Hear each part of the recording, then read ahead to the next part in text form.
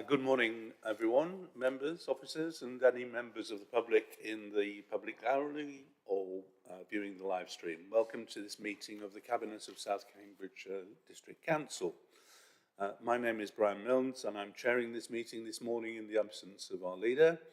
And I'm joined by Natalie Warren-Green, who is acting as Vice Chair with your permission. Thank you. Those in the chamber are reminded that the meeting is being live streamed. By your presence here in the chamber and via video conference, you are deemed to have consented to being filmed and to the use of images and sound recordings for a webcast and archive recording. The normal procedure at Cabinet is to take votes by affirmation. When we move to a vote on any item, I'll ask if members agree with the proposal. Only those members of the Cabinet present in the chamber will be able to move and second motions and to vote. Members present virtually may speak in the debate. Members of the Cabinet will be entitled to speak before non-Cabinet members. Any other members present will be then able to speak. And may I ask those of us who are joining us remotely to ensure that their camera and microphone remain off unless they are addressing the meeting. For those of us present in the room, please ensure your microphone is close to you and speak clearly when addressing the room. So I'll move on to item 1, which is apologies for absence. Habs. All right. Oh, there you are. Can you give us apologies, please? Thank you. Yeah, certainly, Chair. We've got apologies from Councillors Bridget Smith, Henry Batchelor and Peter MacDonald. Thank you. Declarations of interest. I'll ask generally, do any members have interest to declare in relation to any of the items of business today? If not, and an interest subsequently becomes apparent later during the meeting, please raise it at that point. The minutes of the previous meeting I have before me. Has anybody got any comments or alterations, amendments or otherwise to make on the minutes of the previous meeting? No, I see none, and I'll therefore be happy to sign those as a record of those minutes. Thank you. Oh, sorry, I have to propose that, and I'm looking for a seconder. Councillor Warren-Green, would you like to second that? Thank you. So proposed, and are we agreed? Agreed. Thank you. Announcements that we have none today. Public questions, we don't have any that have been accepted. And following that, we are looking to our Scrutiny Overview Committee. I see Councillor Bradnam is here to report on the Scrutiny Overview Committee. So, Councillor Bradnam, I invite you to address the Cabinet. Thank you. Thank you very much. I'm not quite sure how to address you in this forum. Do I address you? Councillor Milnes. Thank you. So we had a useful overview in Scrutiny Committee, and you will have received a supplement, which is the summary of what we considered. But I'll just speak now because it's your quarter one ruminations come immediately afterwards.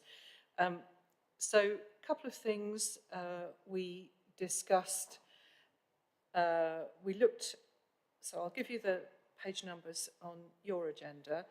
So page 34, we looked at KPI for the calls to contact centre and the average call centre time. And we looked at the drop in performance that there had been, and we ruminated on how that was being addressed. But obviously the proposal was that the forecast would be green on that rather than the amber that it had been before. So we were pleased to see that. On household waste sent for reuse, recycling and composting, obviously, sorry, this is KP 120, which is on page 33 of the agenda. Sorry, the paper numbers, I think, might differ by 2 from your electronic numbers. So I apologise for that. I'm working off a paper agenda. But it's KP 120, which is the performance indicator for household waste. and there had been a gradual drop, and it's been smoothed, which we're pleased to see at our recommendation, so that it gives a rolling figure, so it's less subject to seasonal variation. But the drop has been caused because, of course, we had great long periods of dry weather during the summer, and so this is done by weight, and of course the weight of grass clippings was significantly reduced this summer. So we wondered whether this same drop had been experienced by other local authorities, and we wondered whether there was a bit of an exercise that the council could do in reminding residents about which bins to use for what materials. And particularly because there's going to be the food waste bin rollout, and we wanted to make sure people were aware of what to put in which bin. On KPI 14, which is on page 30, which is the percentage of tenants satisfied with responsive repairs, this had dropped down a bit in the last quarter, in quarter one.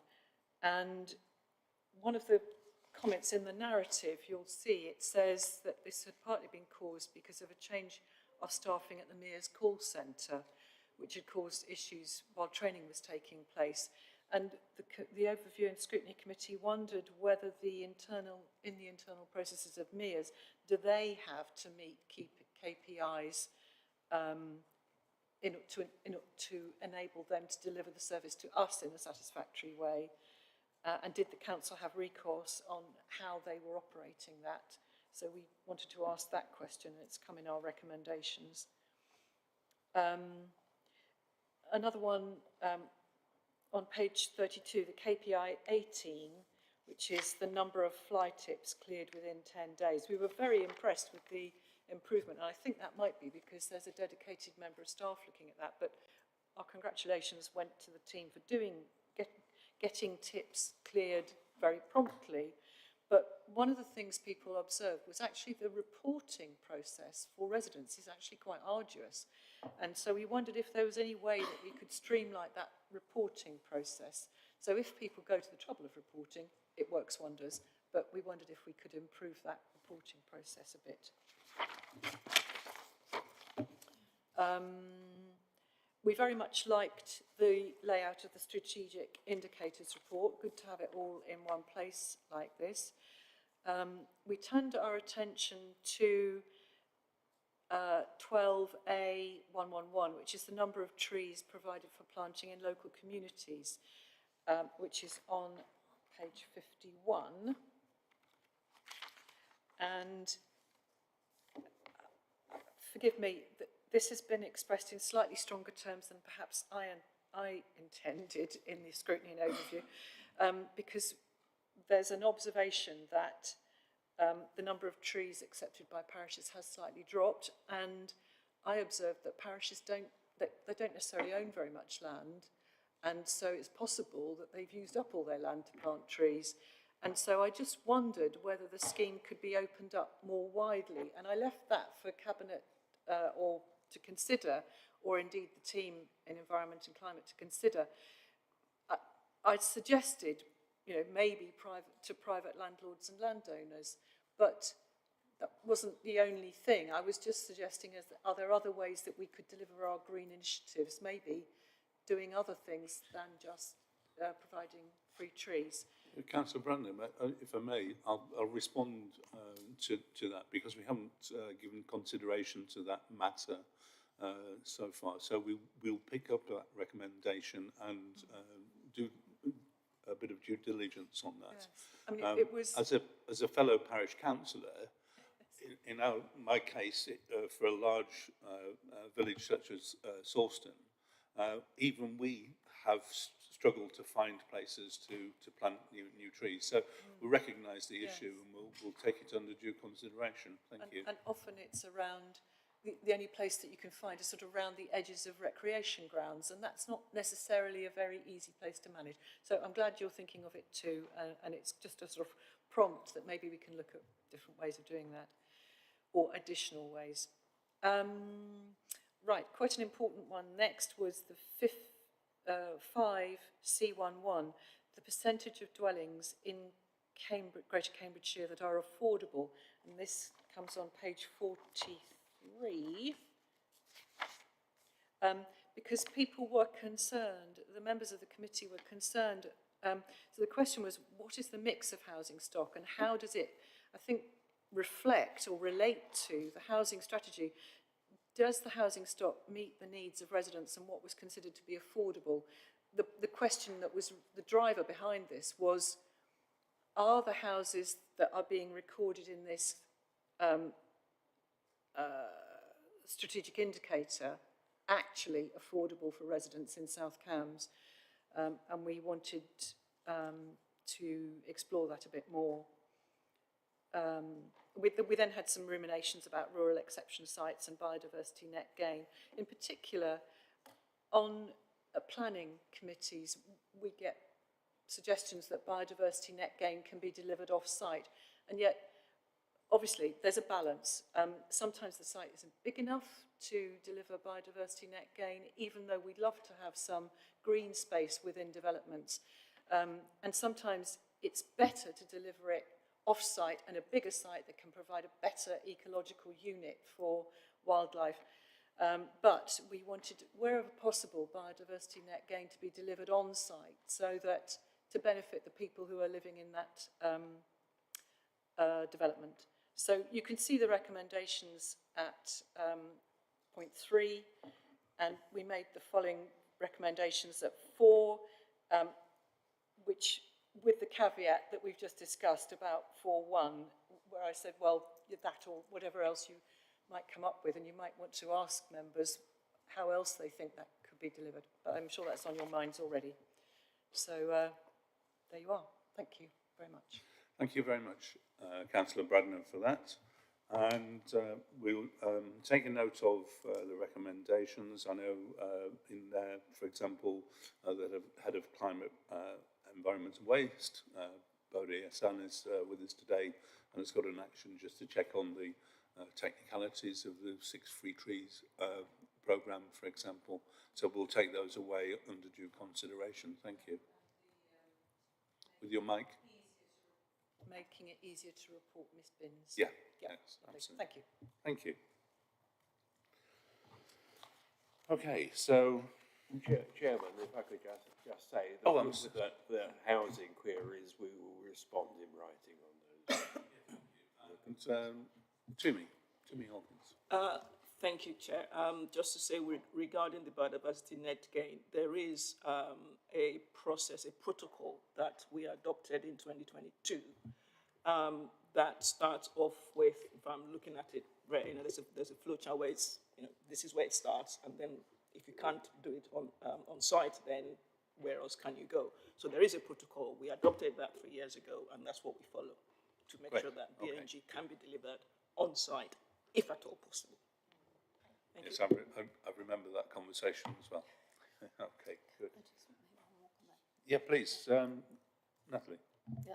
I also want to respond to the request for more communications to residents about waste. Obviously, the communications plan coming through for food waste, which will include that, but also another mention of the fact that we have a new website being launched this week for waste, and any feedback that we get from that website, we can, alter.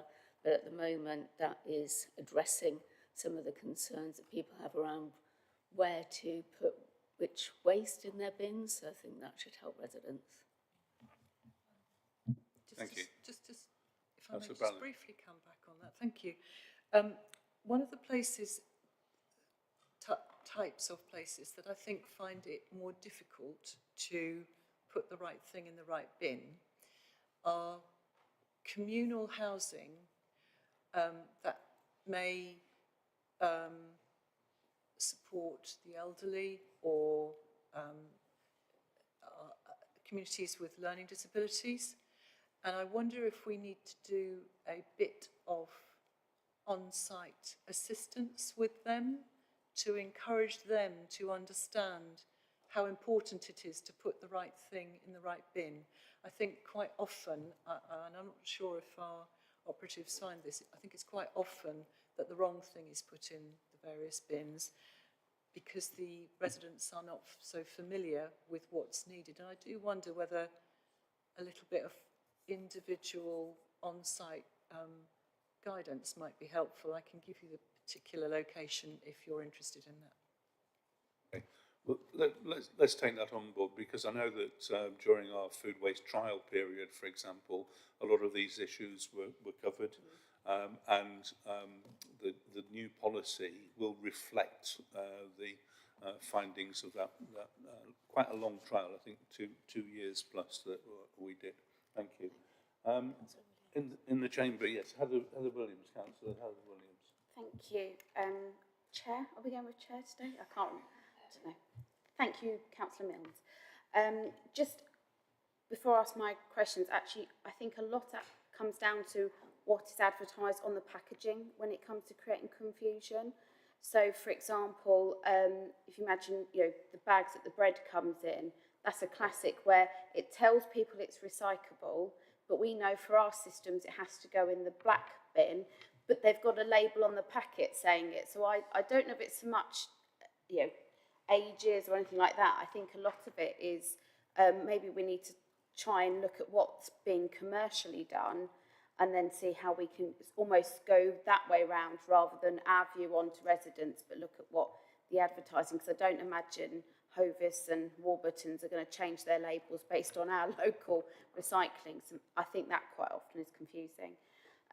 When it comes to the agenda item 7, I've got 2 areas of things that are thoughts, as I've been watching these sort of over time.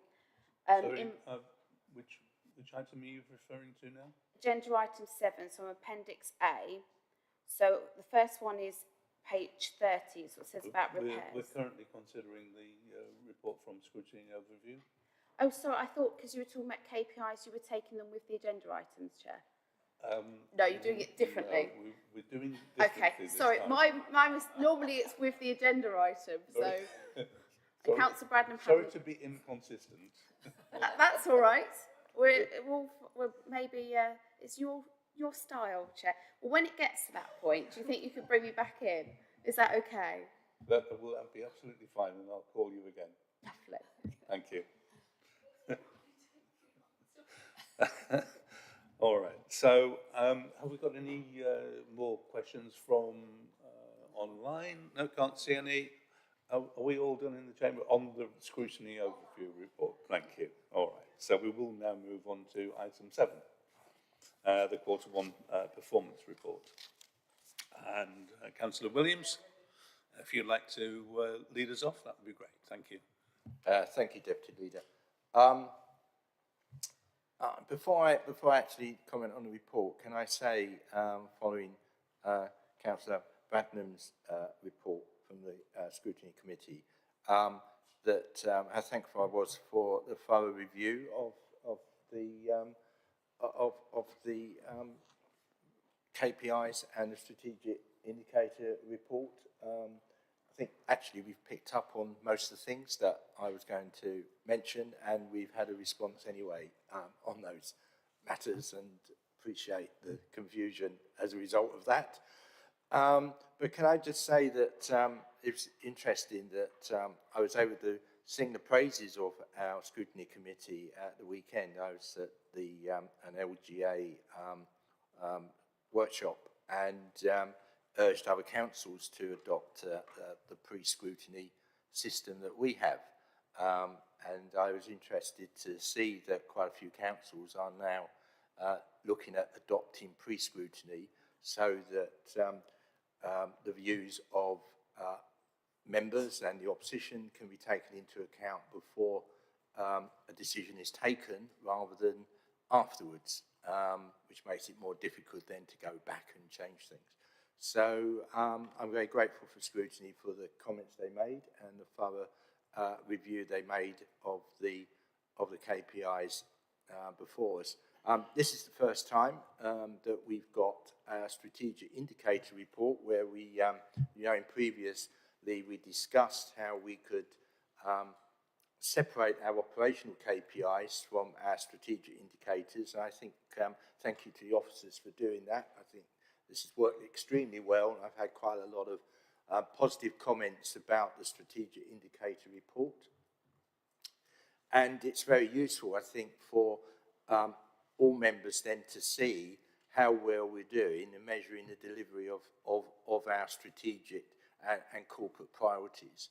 And I think it's come as a surprise for some members, for example, that in terms of affordable housing, where we have a policy of 40%, and we know across the country many councils are rowing back on that, and many councils are now adopting a 30% policy, that we actually achieved 38% last year. So, you know, we are pretty much online with our 40% affordable housing priority policy, which I'm very proud of, and it's a shame that other councils are falling back on that at a time when, you know, we need affordable housing. I'll leave it there, and if there are any other comments other than the ones made by Councillor Bradnam, I'd be happy to take them. Thank you.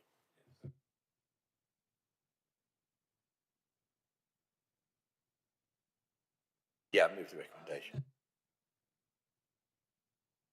I'm so sorry.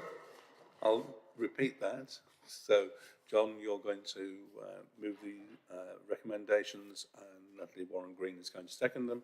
And I'll take questions from Cabinet members in the chamber. John Batchelor, thank you. Thank you.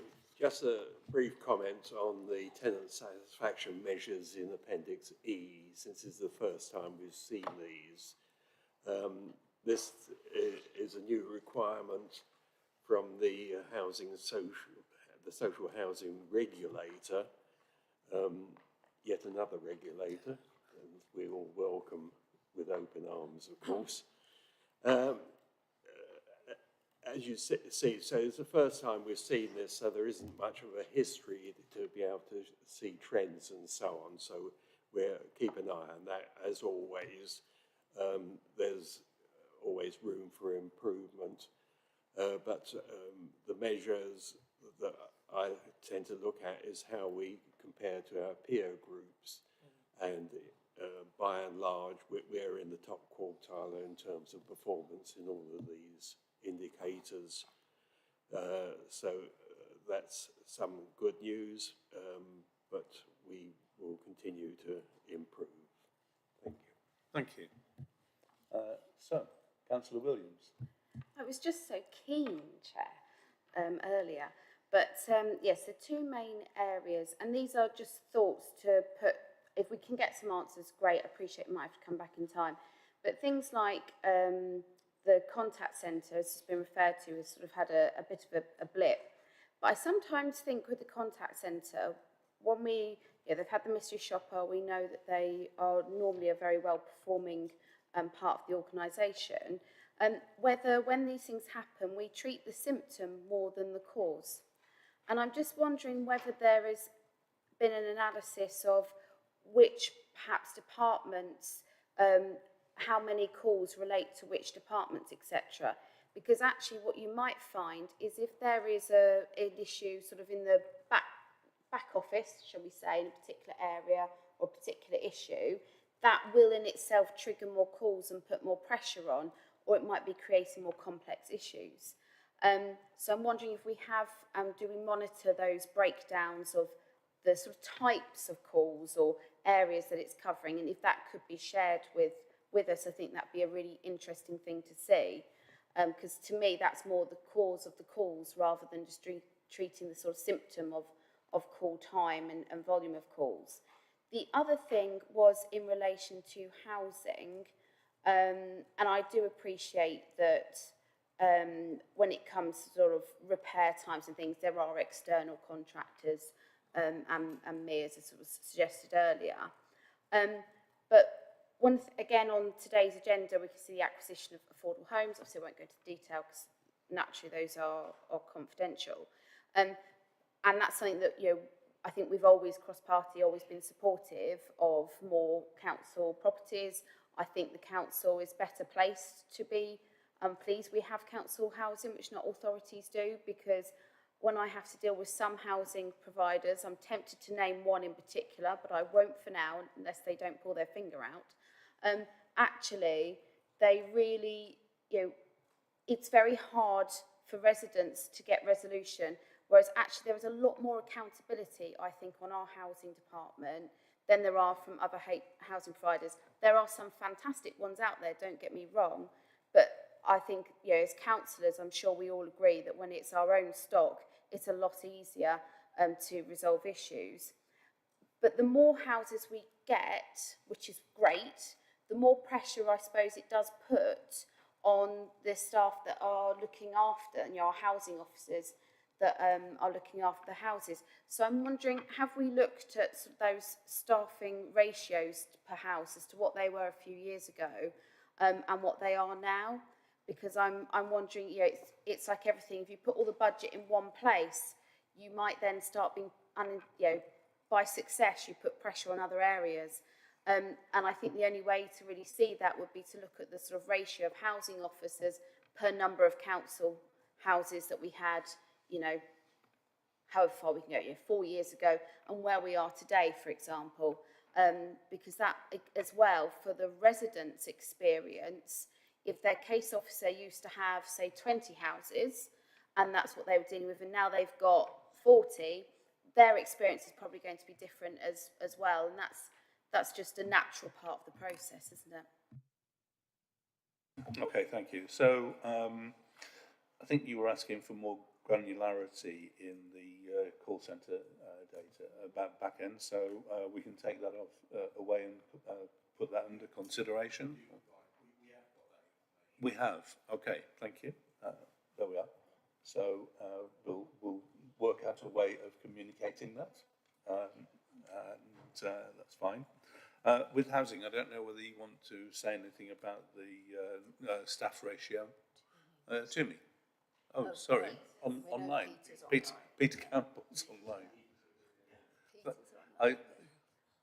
Peter, would you like to answer? Yes, of course. Yeah, yeah. So yes, we do look at the numbers of staff, but it's not just the against numbers of properties that we have. We're recognising that we're in a very changing world. So what we also have, we have an increased number of properties, and now we are replacing more than we're losing through the right to buy. We have an increasing number of tenants who with needs that are not being met by other people. In the past would have had support, for example, provided by social care. We have increasing expectations of tenants. Tenants expect higher standards now than they did in years gone past. And of course, we've got the extra requirement from the housing regulator, particularly around issues like compliance. So there is a great deal of pressure on the existing staff, and we keep under constant review the numbers that we have to ensure that we can do the job well. And it's not just about numbers, it's making sure we've got the right bums in the seats in the posts that are needed to. Useful reply. And Heather, do you want to come back? Yes, please. If it is possible, let's say outside the meeting, to be provided a bit more detail on those sort of numbers and areas. I think as a sort of council that's looked over this for a certain amount of time, that'd be really useful and helpful to see, particularly in relation to the housing numbers, but also, I appreciate there are other demands, particularly looking at, the environmentally friendliness. I'm trying to think of a different way of putting it. Standards and things like that. I know we're trying to make them more energy efficient and the like. We've had new legislation, so I appreciate there's lots going on. I suppose from my observations, our sort of estates team are fantastic. I have to say, Sean is amazing. He's brilliant because obviously he covers my patch and what have you. But it does almost make me think, perhaps with where we're at now, that we perhaps need a bit more resource to support them. That's my observation as a councillor. So it'd be great to see sort of how we are evolving that department, and I think that would be good due diligence for us as councillors to see as it goes through. But yes, I think I'm happy to take that outside the meeting, Chair. Thank you. Councillor. Okay. Any more questions or comments on item 7? I can't see anybody. John, you were going to move, and I think Tilly was going to second. Yeah, I move. Thank you. Are we happy to accept the report? Agreed. Thank you very much. That's item 7. Let's now move to item 8, which is John Williams again reporting on the Revenue and Capital Budget Monitoring Report. Thank you, John. Thank you, Deputy Leader. Yeah, I'm happy to move this. It's very difficult to, in the first quarter of the financial year, you know, it's difficult to make predictions going forward. Things change, but it is pleasing to see that we are under budget in the first quarter. We are actually considerably under budget. If you look at page 96, you'll see our net service costs are 49% below budget, but you'll see in the following paragraphs the reasons for that. It's mainly because we've had more grants than we originally expected.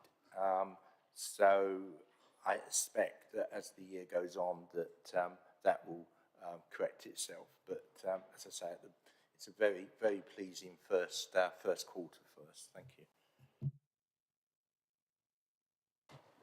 Very good, thank you.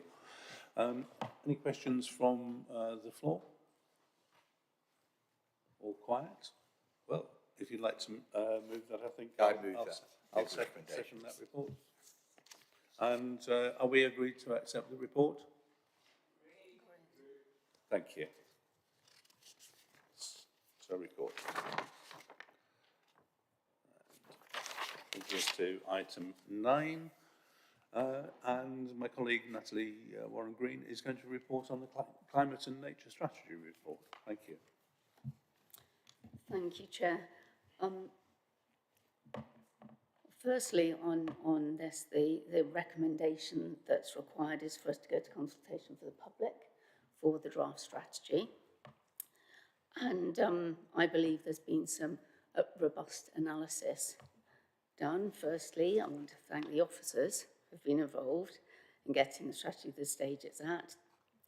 They've expertly brought together the thinking of 2 previous strategies, which were doubling nature and the zero carbon strategies.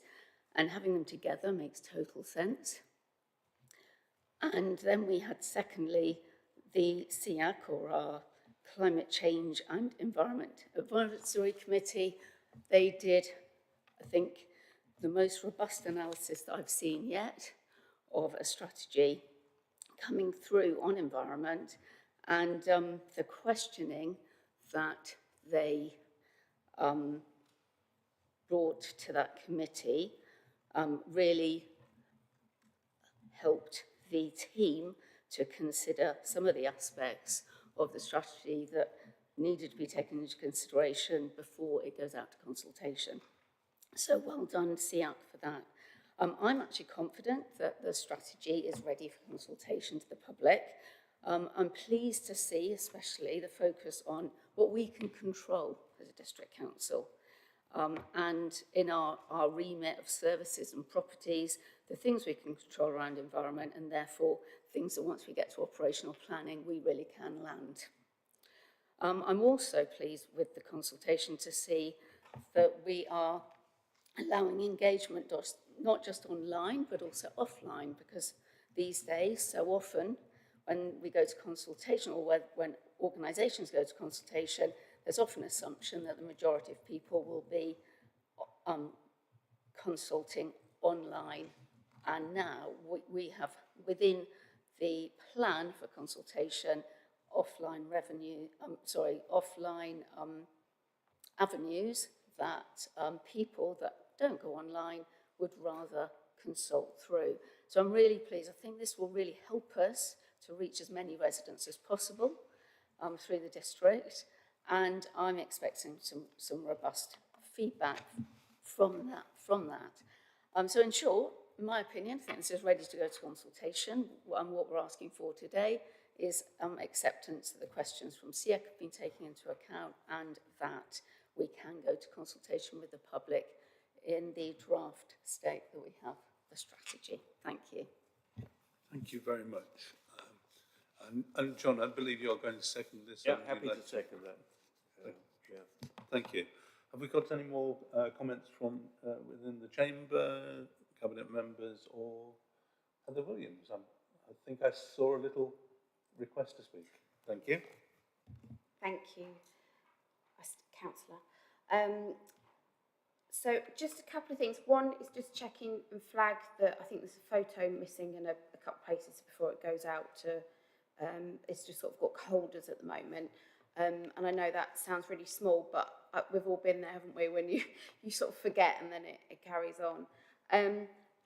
One thing, if I'm looking particularly on page 137, is it goes on to 2050, and I completely understand why, but obviously with LGR coming, yeah, we're consulting on a strategy, but at the end of the day, the district council is only responsible up until 2028. So I'm just wondering whether it's worth having some sort of reference to it, because we have the challenges, and I actually think LGR is particularly a challenge, because I think particularly setting up new authorities, a lot of time will be spent doing that, and actually I think a lot of the policies and things that we're doing, I personally see it as a bit of a roadblock. It's going to take up a lot of time and resources, and that has to come away from other places. So I wondered whether an inclusion in a reference to LGR might be appropriate, and also to make it clear to people about this strategy goes across a period of time, but as you're saying, about things that are within our control and aren't. At the end of the day, there's going to be a lot of that period that's out of our control as the district council. And just on that page, on 137, some things, I suppose, are local, and some things relate to national policy, for example, like the separate foodways. And I wonder maybe as well, just on that transparency of what was in our control and what isn't, maybe there is some sort of coding or signalling to make that clear. It might be referenced in other places off the top of my head, but on this diagram, like a little asterisk of this is national policy, because what we don't want is a consultation response from people when it's the national policy that they're not happy or want changes with. I think that's really important, that to get the best out of what, and be upfront about what we can and can't have influence on. And when there's a consultation, please, I know a lot of effort is made into making group representations like parish councils easier, but I know my parishes, some of our consultations, they're still struggling with feeling it's appropriate to do a group response to.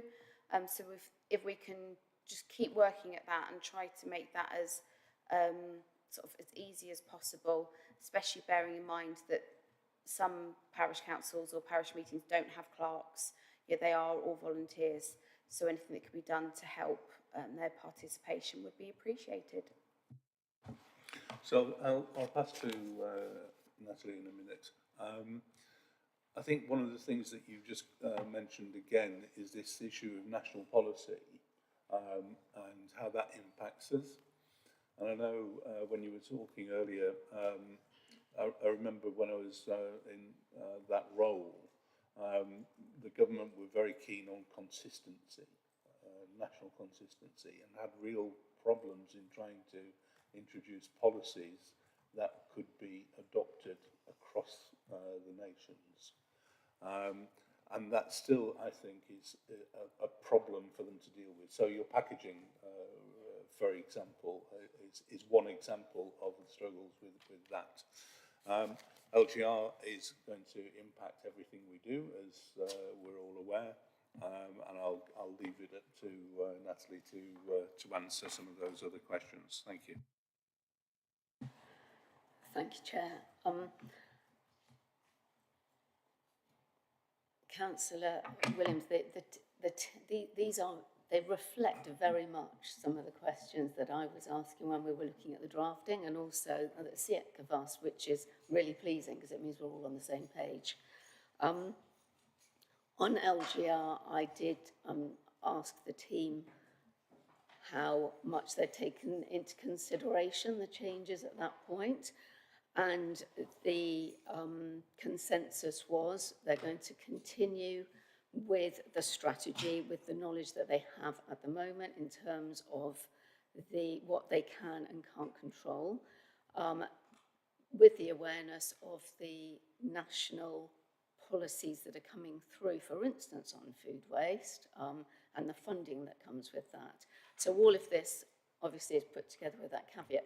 I haven't broached the question of whether or not we can access things on whether or not it's national, coming through a national policy framework, or whether it's something that locally we have that ultimate decision making on. I don't know whether maybe Bodie Essen wants to comment on that at this point, or whether we want to give a response to that afterwards. So I'm going to bring Bodie in now, if that's okay.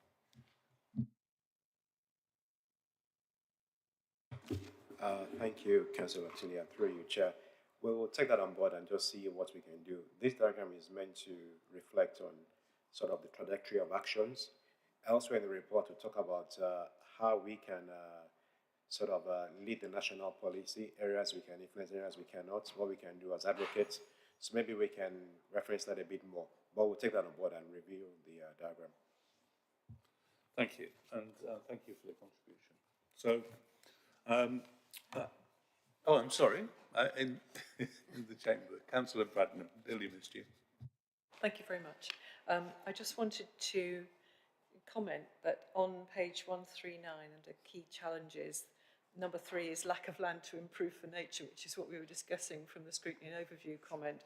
So glad that you're taking that on board. You know, we own very little land on which we can create space for nature, and this is right. So we need to seek collaboration with all sorts of people, including developers and landowners, so that's important. The other small thing is that obviously this isn't finalised, but I just wanted to alert you to the graphic on page 141 needs to be more sharply resolved. It's quite fuzzy, certainly in the printed format. Thank you. That's all. I'm sure the team will deal with that when it gets past draft stage. Thank you. Okay, anybody else in the chamber or online? No, don't see any more contributions. So thank you to the team for producing this, and it's recommended that Cabinet notes the comments of the Climate Change and Environment Advisory Committee in relation to the draft climate and nature strategy, and gives further comment and agrees with the committee's recommendation to the lead cabinet member for environment to approve that draft strategy for consultation.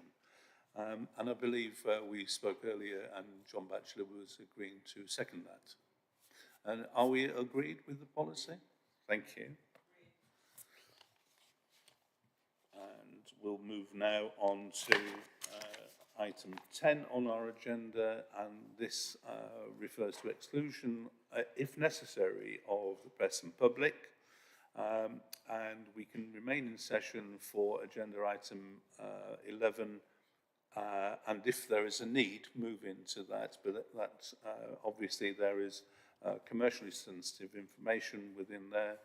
I'll not read out the exclusion clause unless we actually need it, but please, members and others, be mindful that that is a constraint on our conversation of item 11.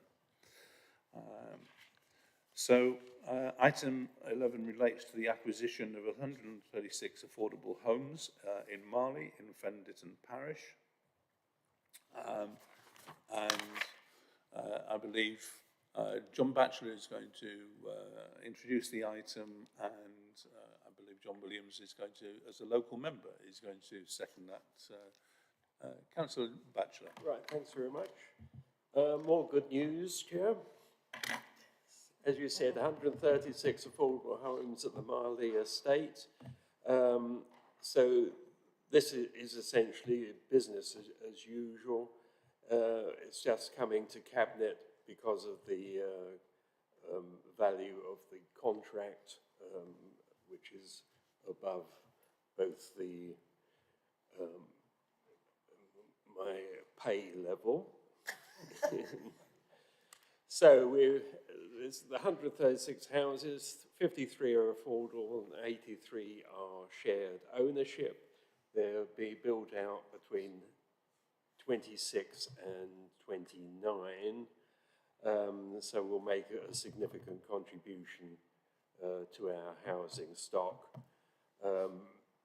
So I'm happy to move the recommendation, which is at 5 and 6. I just say that all the financial viability criteria are met, and it pays back within our required time limits. So I'm very happy to move the recommendations at 5 and 6. Thank you. Thank you very much. Any more comments from within Cabinet or other members? Councillor Williams. Only that I hope you know you always have our support when it comes to expanding our council stock, and obviously the shared ownership opportunities I think is really important, particularly in this area. You know, helping people take that first step on the property ladder is really important. So for what it's worth, you have our support on this. Thank you. And it is indeed. Yes, I'll come to you to wrap up. Councillor Brandon. Thank you very much. Very good news, and it's just brilliant that we're actually getting more affordable rented homes and more shared ownership. And I just wanted to check that in the shared ownership area, where we are, I understand we're still getting they're very popular. And I just want to be sure that at the end of when people want to sell on, whether the selling on is being as easy and straightforward as it ought to be, and whether there have been any problems with people being able to sell their shared ownership property. So I can invite either John Batchelor or Officer Kirsten Donaldson. Well, just to say it's rather outside of the scope of this particular agenda item. That's true. In that all that's being asked for is agreement to the funding. Yes, so perhaps then what we can do is ask Councillor Bradnam to take this up with Officer Donaldson subsequent to the meeting. Thank you. John Williams, you were going to second the proposal. Yes, I do, Leader, Deputy Leader, thank you. I'm really pleased, obviously, that we're going to get another 136 shared ownership and rented homes for my ward. That actually brings the total number of houses being built by the council or being bought by the council in my ward to over 200 that are either currently being built or now in the pipeline. That's a fantastic figure. You know, one of my bucket list items was to actually get council housing back into my ward, and 8 years ago, I have to say, I would never have dreamt that we would be having over, well, actually, I think it's 222 council homes in my ward after 8 years. It's going to help local people enormously who clearly struggle in Greater Cambridge with the higher cost of living that we have, and in particular those in my ward who are in desperate need of affordable housing. So I'm very pleased to second this, and I'm delighted that this council is leading the way in the provision of affordable homes. I understand that last year we had more homes built in South Cambs than any other district council, and that also applied to affordable homes. We built more affordable homes in South Cambs than in any other district council. So congratulations to the team, and thank you very much. Very good. and I endorse all those positive comments. So it's great news. So, it's recommended that the Cabinet approves this acquisition, authorising the Service Manager Acquisitions and Development to proceed to contract with the developer. And it's recommended that the Cabinet approves the onward sale of the relevant shared ownerships. Are we agreed with that? Agreed. Excellent, thank you very much. So that concludes our agenda for today. Thank you for those of you attending either online or in the chamber. See you, and we'll see you next time. Thank you.